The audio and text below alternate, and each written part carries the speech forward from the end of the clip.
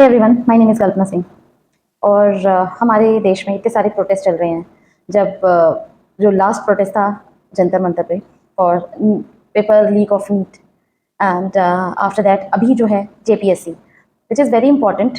क्योंकि अगर किसी भी स्टेट में अगर उसकी जो लॉ एंड ऑर्डर है वो ख़राब हो, दूसरी चीज़ है आप एग्ज़ाम अच्छे से नहीं करवा पा रहे हो, बिकॉज आपने देखा होगा कि जैसे यूपीएससी से जब निकलते हैं candidates, IAS, IPS, IRS and different other services, तो आईएएस को बोला जाता है steel frame of India.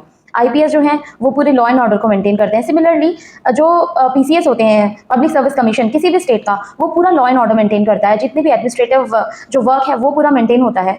And there is a loophole in Jharkhand public service commission and JWSC, और इतने सारे जो भी एग्जाम्स हुए हैं कोई ट्रांसपेरेंसी नहीं है उसमें। तो क्वेश्चन है कि चाहे सेंटर में या स्टेट में किसी की भी गवर्नमेंट हो, एटलीस्ट आप क्वेश्चन पूछो। This is the first time after Jantar Mantar protest लोगों को ये चीज़ समझ आई कि हमें क्वेश्चन पूछना है गवर्नमेंट से।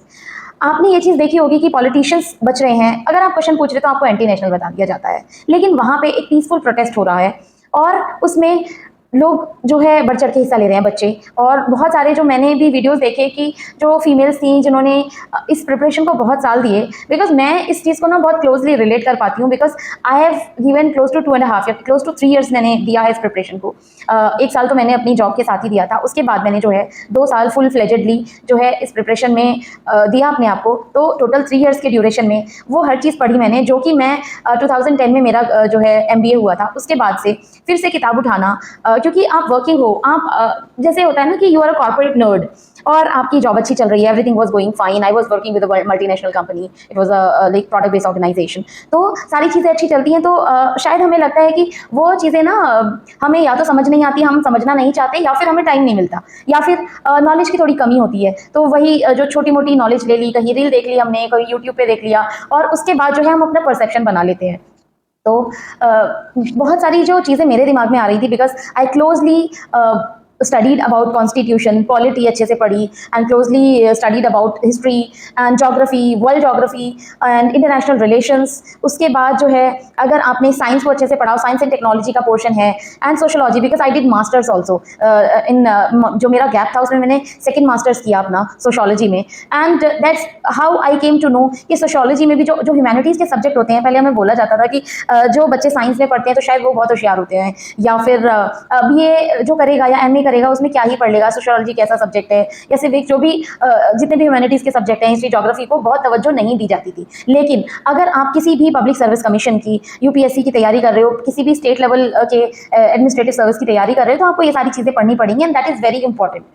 इस पूरी जर्नी में अपनी जो प्रिपरेशन की, मुझे एक चीज़ समझ में आई कि अपने बच्चों को अगर वो जैसे कि ये तो हमारे सोसाइटल जो पैरामीटर्स है उसमें बोला जाता है कि IAS, IPS, PCS जो जॉब्स होती हैं, दीज आर वेरी रिनाउंड, और एक एलीट क्लास बन जाता है। बट सिमिलरली एक चीज़ मैं आपको बताना चाहूँगी, these are I mean there should be the definition कि वो एक सोशल वर्क की तरह काम करता है, बिकॉज बहुत हाईली पेड जॉब्स नहीं होती हैं इन कंपैरेटिव टू IT इंडस्ट्री। आप चाहे उसमें सॉफ्टवेयर इंजीनियर हो, चाहे उसमें HR हो, या फिर उसे प्रोडक्ट मैनेजर्स हों, प्रोडक्ट ओनर्स हों, and there are multi other designations also, जिसमें कि बहुत हाईली पेड जो है जॉब्स होती हैं।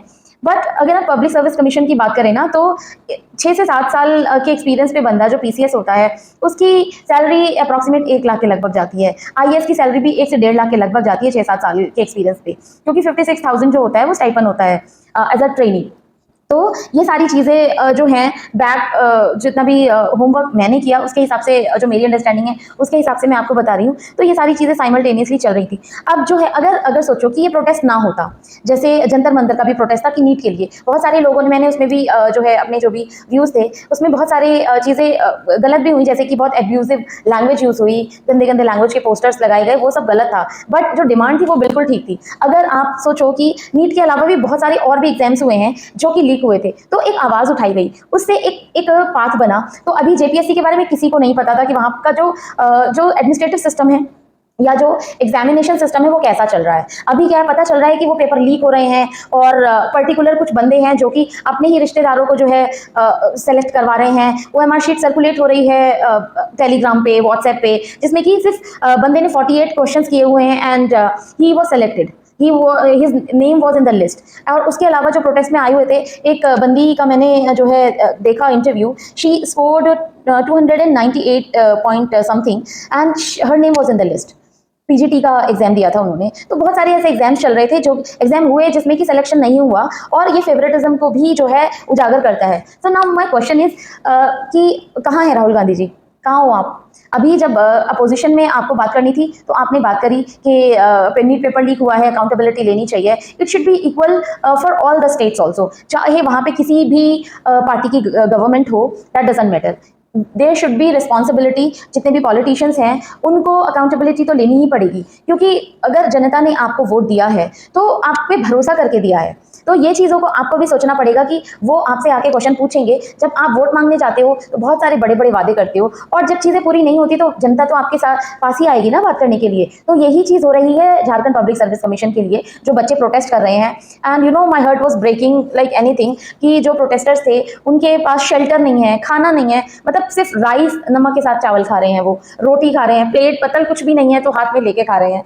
मतलब कितना ज़्यादा मतलब ये सिस्टम कितना ज़्यादा खराब हो गया है कि कोई सी भी गवर्नमेंट हो, चाहे वो, मैं नाम भी लेना नहीं चाहूँगी कि किसी भी कोई भी जो है पार्टी की गवर्नमेंट हो, नाम लेने से भी कुछ नहीं होगा, किसी भी पार्टी की गवर्नमेंट हो, वहाँ पे कांग्रेस और एक गठबंधन सरकार है, तो उसमें भी वहाँ पे भी लूप होल है, सेंट्रल गवर्नमेंट में भी लूप होल मिले कि पेपर लीक हो रहे हैं। तो there should be some rules कि आपको कॉम्बैट करना है कि ये पेपर लीक ना हो, और अगर अच्छे से पेपर जो है कंडक्ट करवाया है और उसका जो है प्रॉपर्ली ट्रांसपेरेंसी के साथ उसका रिजल्ट जो है प्रॉपर्ली आना चाहिए। मेरिट को जो है, क्योंकि 14th जो जेपीएससी था उसमें मेरिट नहीं निकाली गई है, जो भी सिलेक्शन के जो कैंडिडेट्स को लेटर्स आए हैं उसमें सिग्नेचर नहीं है सिग्नेचरी अथॉरिटीज़ के। तो ये जो सारी चीज़ें हैं, these are opening the loopholes of a particular commission।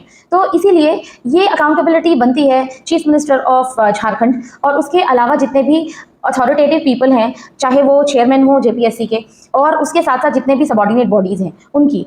और ये अकाउंटेबिलिटी वो मांग रहे हैं, और उनके कुछ क्वेश्चंस थे और उसके साथ साथ कुछ मांगे हैं उनकी, जिसमें सबसे पहले जो था सीबीआई इन्वेस्टिगेशन होनी चाहिए, बिकॉज लोकल बॉडीज़ पर वहाँ के जो प्रिपरेशन करने वाले बच्चे हैं या जो एस्पिरेंट्स हैं उनको जो है नॉर्मल इन्वेस्टिगेशन पे बिल्कुल विश्वास नहीं है। After that cancellation of the 14th JPSC, जो कि वैलिड भी है उनकी मांग कि अगर इतनी सारी धांधली हुई हैं तो फिर क्यों ही करवा रहे हो एग्जाम इस तरीके से, और क्यों ही जो है उसमें ओनर शीट में जो है बहुत सारी गड़बड़ियाँ हुई हैं और प्रॉपर्ली चेक नहीं हुआ। बहुत सारे लोगों का नाम, जिसमें कि उनको एग्जाम बहुत अच्छा, उनके पास ओनर शीट की वैलिड प्रूफ्स हैं, उसके बाद भी उनके मार्क्स बहुत कम दिखाए गए हैं। दूसरी चीज़, there should be 100% transparency in the recruitment process. After that structural reforms is needed. जो भी पूरा रिक्रूटमेंट प्रोसेस है और जो भी एजेंसीज हैं उनके लिए स्ट्रक्चरल रिफॉर्म्स होने चाहिए, विच इज़ वेरी वेरी इंपॉर्टेंट। तो ये सारी चीज़ें जो है बहुत ही वैलिड मांग है, और इसको किसी भी पॉलिटिकल पार्टी के द्वारा हाईजैक नहीं करना चाहिए, चाहे वो कोई भी पॉलिटिकल पार्टी हो। और अगर आप इससे सपोर्ट कर रहे हो तो at least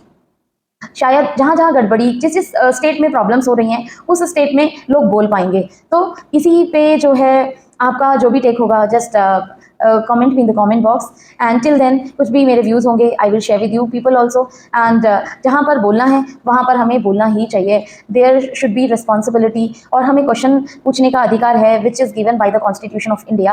and being a responsible citizen, everybody should play the role of a responsible citizen. Thank you so much for watching.